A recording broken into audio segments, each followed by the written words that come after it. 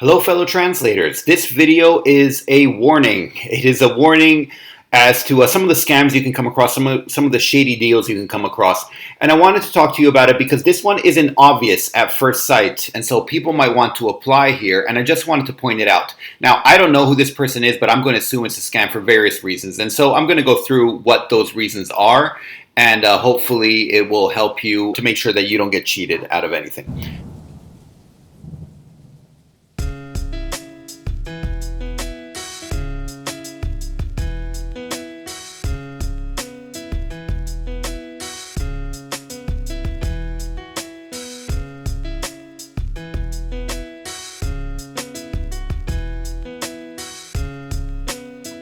First of all, it says she's posting to the, she or he, I don't know, but it's posting to the Freelance Translator Help Facebook page, and I need to approve it before it's posted. Luckily, I didn't approve it, and obviously I've had no interaction with this person before. It was out of the blue, but they wanted to post it on my page. It says General Translation Services is a general job announcement to the translation community worldwide. We are hiring, blah blah blah. All this is fine. Translators needed to translate, localize the English language for our new program and software materials. First of all, there's no name of any company or anything along those lines here. This was a personal name, which I blocked out for no real reason, but anyway, I figured I should. By the way, the name here is absolutely not the same name as down here, but we'll get to that. So already that's sort of a red flag to me when they can't identify themselves. Then here it says, any translator at entry levels can apply with or without much years of working experience. And so basically they're saying they don't want to pay much. So even if it's legitimate, this one, they're trying to get away with not paying much. But what I think they're trying to say is they want people without much experience, and because it's usually easier to scam people without much experience. And so that's why they're shooting for that. But anyway, but must be able to work to deliver at when needed. Okay, valid MS Word user and PDF converter is an added advantage. So most people have MS Word, PDF converter.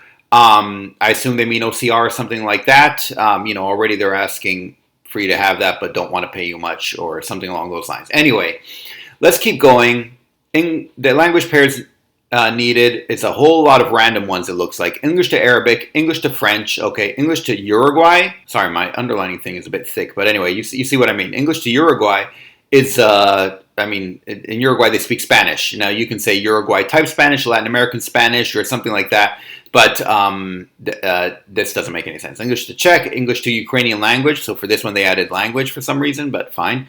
English to Mandarin. Okay. English to Japanese, English to Filipino. There again, Filipino. It's it's Tagalog. I assume they mean, or there are many other languages in the Philippines, but Filipino is not the language. And let's assume they meant Tagalog. English to Indian language. Again, here I assume they meant Hindi. It could be Gujarati, it could be Bengali. I don't know, but let's assume Hindi. English to various world languages. Oh, and then here, pretty much any language. So basically, they're targeting any translator here. And don't submit your CV during online interview. Not sure what this means. It probably means that in the future there'll be some online interview. If you fit the inquiry, contact us via Telegram. Telegram is encrypted, and many other types of chats are encrypted, like Signal and WhatsApp and stuff like that. But the thing with Telegram is that actually you can have a chat with a person, and then at some point you can decide you want to get rid of that chat, and you just delete it and it'll be gone.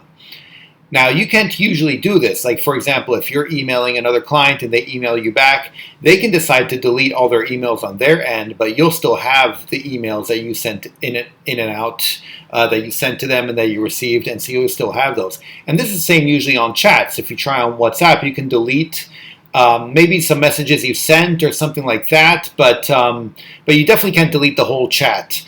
Well, with Telegram, you can, and you can just delete and get rid of the whole chat. So you can be chatting with this company or this Davis-Franklin, which is obviously a fake name, and then once everything's done, they can just delete the chat, and you have no way of getting in touch with them. Now, Telegram does give you a way to save the chat, but then even if you save it, how are you going to get in touch with them if they deleted their account? So Telegram is often used by scammers because of situations like this. So I have no idea. I'm obviously not adding this person or contacting them, but to me, there are quite a few red flags here. And like I mentioned before, this name is completely different from the name here. It's a Telegram username. And once again, no indication as to what company it is or anything along those lines. So yes, by and large, that's why I see this as a scam. There's nothing completely obvious that says 100% scam, but enough smaller things to make me think that it is a scam. And you really should watch out for things like this. And this is especially you beginner translators, because you might not be used to certain red flags. And so I wanted to point out that all of these are pretty much red flags. And for all of these, by the way, any company that contacts you, even if you're not sure about them, when you email them back, ask them what company they're contacting you from. And if they can't answer that, or show a company email that it's coming from or something like that, there's some issue there. And it's always going to be a judgment call on your side, but there's no reason they should be hiding that stuff. That makes no sense at all. Anyway, I just wanted to go through this quickly and show you this example of stuff that you might come across, and show you exactly what to look for in terms of red flags when you are applying for these jobs. In my opinion, stick to the legitimate places to look for jobs: pros.com, Translators Cafe, LinkedIn. It's easier to look up people. It's easier to see what company they work for, and so it's easier to keep things transparent and legitimate. And don't go for stuff like this, which become anonymous via Telegram or anything along those lines. So yeah, that's pretty much it. I hope you find this useful, and please do keep this in mind, and spread the word to other beginner translators, because there are a lot of these types of scams, and unfortunately you always hear about people getting scammed. Anyway, thanks and bye. Savedum.